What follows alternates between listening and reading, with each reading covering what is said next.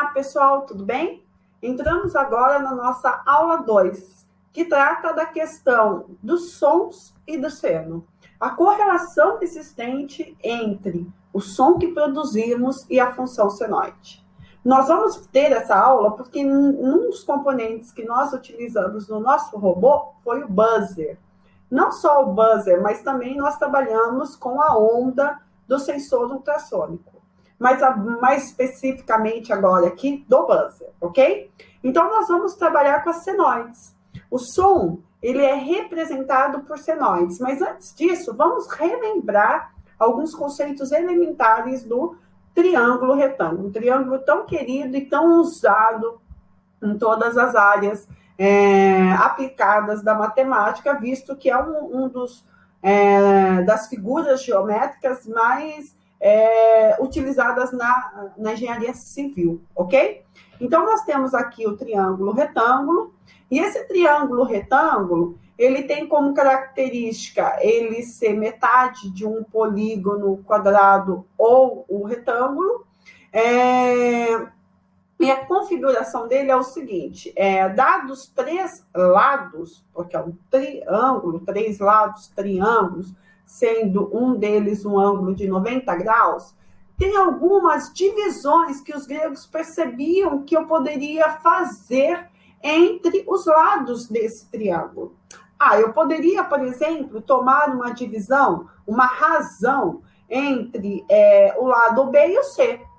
Do mesmo modo, eu poderia fazer a razão entre o C e o A, entre o B e o A, e assim por diante. Existem 6 maneiras de eu fazer proporções ou divisões entre os lados.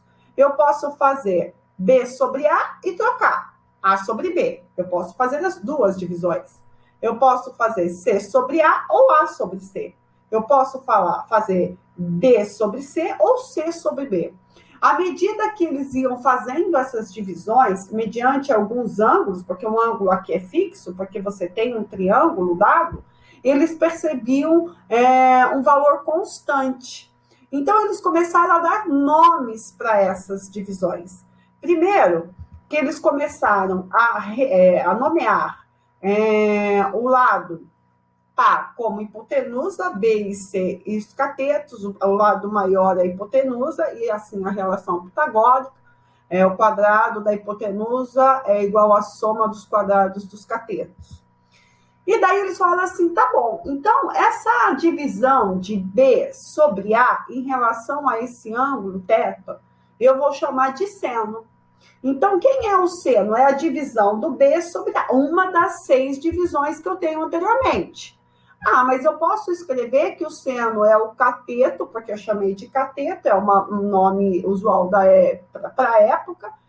É o cateto, é esse lado que chama cateto, sobre esse lado que chama hipotenusa. Ok, então o seno é o B sobre A, para ficar mais fácil em relação a esse ângulo θ, é cateto oposto sobre a hipotenusa.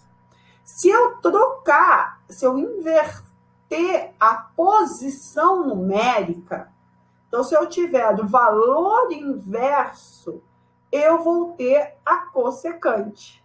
Então, a cossecante é função inversa? Não, não é função inversa. A função inversa do seno é o arco seno.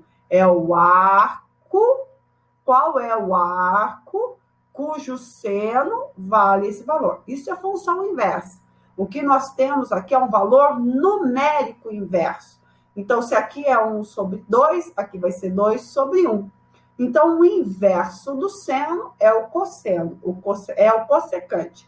Cossecante rima com cosseno, mas é o inverso do seno. Da mesma maneira, então, essas são 2 das possíveis divisões que nós tínhamos. Uma outra divisão é se nós usarmos agora C com A, as divisões entre C e A. Então, C sobre A, eles chamaram de cosseno. Então, quem é o cosseno? O cosseno de um ângulo é o cateto adjacente sobre a hipotenusa. O valor inverso é a secante. E as outras 2 divisões, B sobre C, que eles denominaram tangente, cateto oposto sobre cateto adjacente, e o valor inverso é a cotangente. Até mais!